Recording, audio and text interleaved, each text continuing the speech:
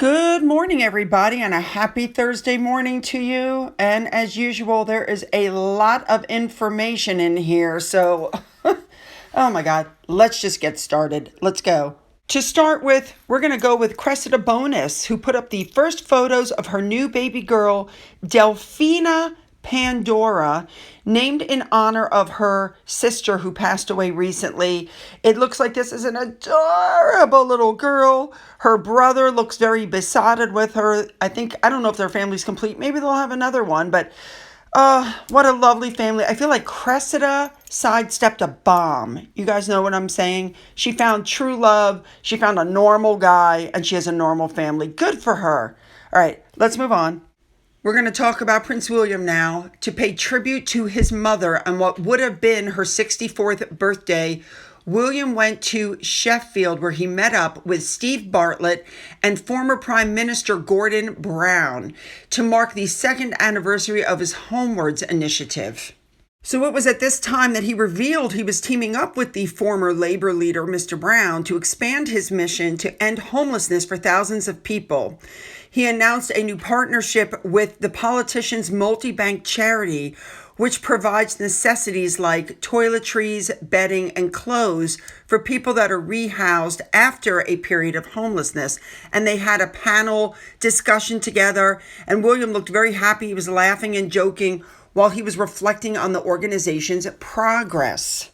William never hardly references his mother, but in his ITV documentary last year, he did make a reference to his mother, saying that she would have thought his quest to eradicate homelessness was mad. But he also said, when I was small, my mother would talk to us about it, and I do that with my children now on the school run. Oh, I love that. Now, of course, we know that William is also Diana's son. I know people seem to forget that, but he said that, this is an important thing. It meant a lot to his mother, and he wants to continue on with her legacy. I think that that's absolutely wonderful. Now, one of the things that William said is partnership is key in everything that Homeward stands for, and it's clearly a team game. Nothing happens without us all working together and doing things properly. Now, when William was done there, he headed off to meet staff and pupils at Meadowhead School, which recently joined a new program by the charity called Upstream. And this helps to identify young people who are at greater risk of homelessness and intervene early. Upstream was actually modeled on the Australian Geelong project. The charity said it led to them having a 40% decrease in youth homelessness and a 20% reduction in the number of young people leaving school early. This was an initiative that was led by South Yorkshire homeless charity Roundabout, and it's being piloted in the Meadowhead School with the aim of implementing it in other schools. And all Year 9 students at that school did a survey designed to highlight areas of their education or personal life that they're struggling with. And some students are now being given individually tailored support by the Upstream team. I think that's wonderful. You can see that everybody loves him now. Also, something interesting came out. Apparently, an ITV documentary came out, and what they found was that the Duchy of Cornwall was charging rent to small charities, as well as government departments. So they decided to change their policy, and under the new rental agreement, community groups don't have to pay rent, and local charity groups who directly rent space from the Duchy get 50% off. I love that. So it's a new policy relating to charging rent to community groups and local charities where they're active in the community. Next up, King Charles and Queen Camilla arrived in Scotland for the beginning of Holyrood Week, and it's the Royal Week, also known as Holyrood Week. And as usual, Charles took part in the ceremony of the keys outside the palace at Holyrood House. And what they do is they give him the keys to Edinburgh, but then he hands them back for safekeeping. And the ceremony traditionally sees the king welcomed to his, quote, ancient and hereditary kingdom of Scotland. So the king gets the keys, and then he says, quote, I return these keys being perfectly convinced that they cannot be replaced in better hands than those of the Lord Provost and councillors of my good city of Edinburgh. Isn't that interesting? And then a guard of honor is provided by the King's Bodyguard Scotland, which is the Royal Company of Archers, and music was provided by the Band of the Royal Regiment of Scotland and pipes and drums of the 2nd Battalion Royal Regiment of Scotland. FYI, this Royal Week tradition was started by Queen Victoria. All right, then there was a parade, and then, of course, the king inspected his guard of honor. Around 250 people were invited to this event as a thank you for their work in the local community and to watch the ceremony, which again took place on July 1st. And the king started right off with investitures. The first one was Dame Barbara Rae, who was made a Dame Commander of the British Empire. Stephen Clegg was made an OBE for services to swimming. Duncan Scott was made an officer of the Order of the British Empire for services to swimming. The Reverend Kenneth Mackenzie was made a lieutenant of the Royal Victorian Order. And finally, Christopher Stark was made a commander of the Order of the British Empire for honors for tackling climate change. Fabulous. Now, I believe it was the same day as the investitures, Queen Camilla visited Ratho Library on the outskirts of Edinburgh for her first engagement of that day. We know she's very passionate about literacy and literature, and she's urging people to keep on reading, and she revealed new research shows that 10 minutes a day can reduce stress levels by 20%. This was research that was commissioned by the Queen's Reading Room charity. She was speaking when she visited the Ratho Library, which, by the way, was recently built as part of a nursery and community hub in partnership with the city's International Book Festival and the Edinburgh City Libraries. She met Sir Ian Rankin, the world-famous crime author, who's also Deputy Lieutenant of Edinburgh, and is helping to support the new initiative. Another new initiative is called Paper Trails, which basically it's books on a bus. It's a mobile library service. They used to have that when I was a child back in the 70s in New York. Very interesting.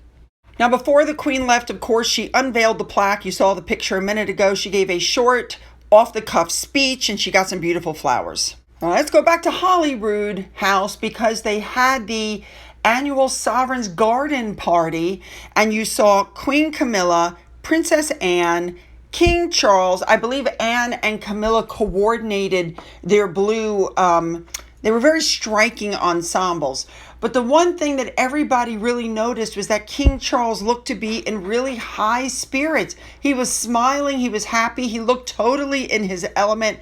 And I must say, he looked really nice in that, I don't know what they call that in the UK. I call it a tux. To me, it looks like a tux, but I think they call it a morning suit or something like that. Anyway, he looked so happy, so fine, and doing his work, which I just think is so important for him.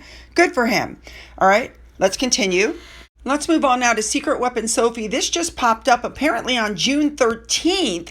Rochester Cathedral had Sophie there. She was visiting the secret gardens behind the cathedral. They're only open to the public one day a year. Pretty cool.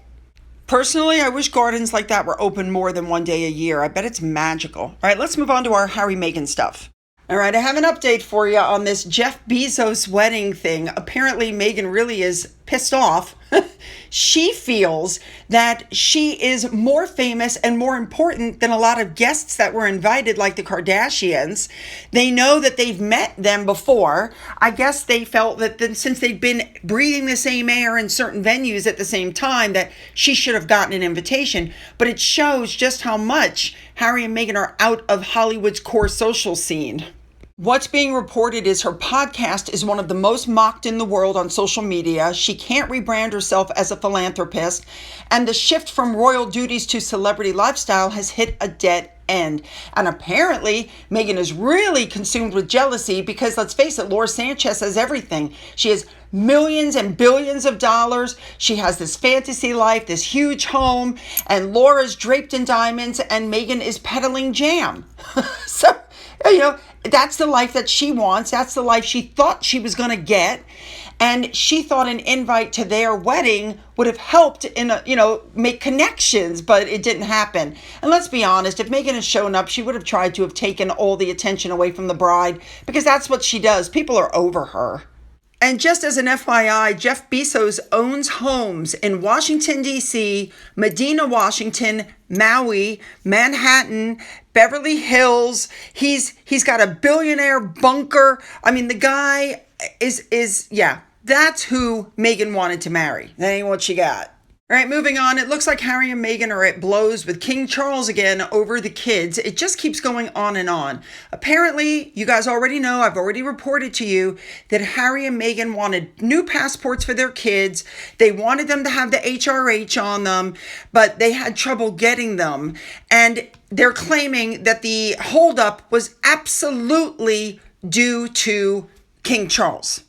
Buckingham Palace, thank God, came out with a statement that said, and I'm quoting, King Charles, battling cancer and governing an entire monarchy, has better and more important matters to handle than meddling in passport applications. This whole HRH thing is a joke because it's going to be gone as soon as William becomes king anyway. Let's move on.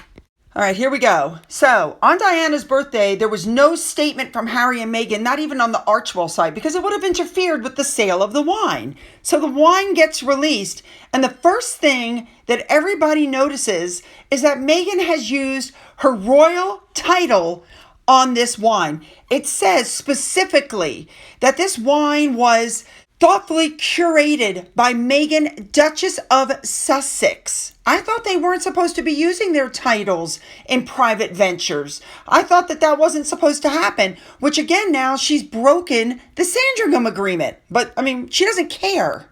So the wine comes out, and articles like this from Sugar Number 2, Jack Royston, who we've discussed before. He's the one who had the podcast with Christopher Boozy that time.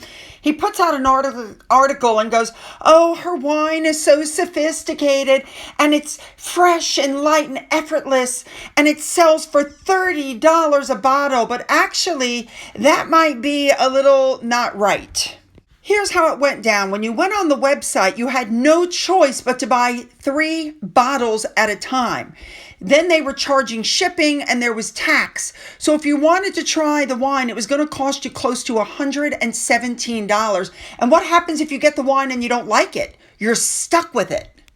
Once again, though, they put out, oh, Meghan's first splash into alcohol. It's sold out in just over an hour. But once again, we don't have the numbers. If she only had, think about this, if she only had 1,000 bottles of wine and you had to buy 3 at a time because that's the way, only 333 people could put in orders. Get it? And we don't know how many bottles she had. Now, right after that, of course, Meghan had another announcement. Yes, she's stepping into sparkling wine, which is basically the same thing as champagne. She's calling it I don't know if I'm going to say this correctly, Méthode Champenoise Napa Valley Sparkling Wine. So she's just going to keep going. But I'm sorry, I couldn't help but notice that she said not one word about Princess Diana's birthday, and neither did Harry. She probably told Harry not to. After all, it would have interfered with the launch of the wine. Of course, Meghan put something up on her Instagram that's supposed to be the sound of the champagne that she's going to be launching being poured. This is it.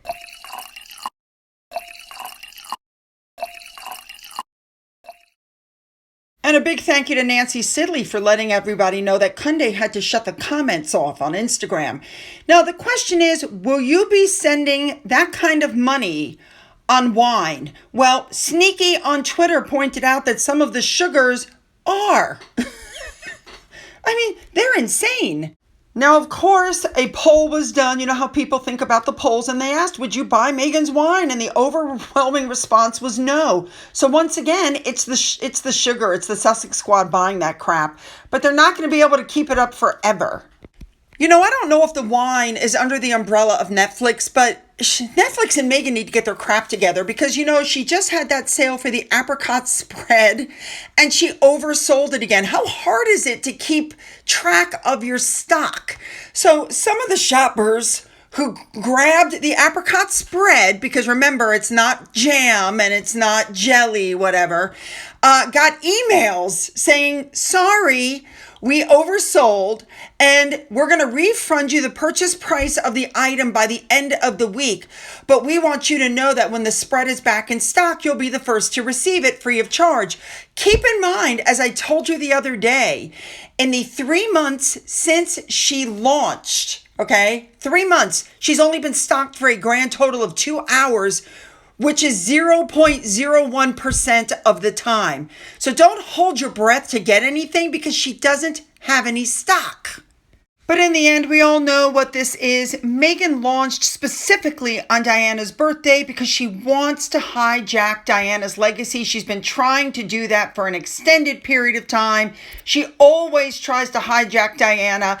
It's like people forget that Diana had a second son, which is what she wants people to forget. She wants people to forget about William, and it should only be her. Remember, Archie's first word, first they said it was crocodile, then they said it was Grammy Diana. Your first word, where most kids are learning mama, dada, it's Grammy Diana. Give me a freaking break.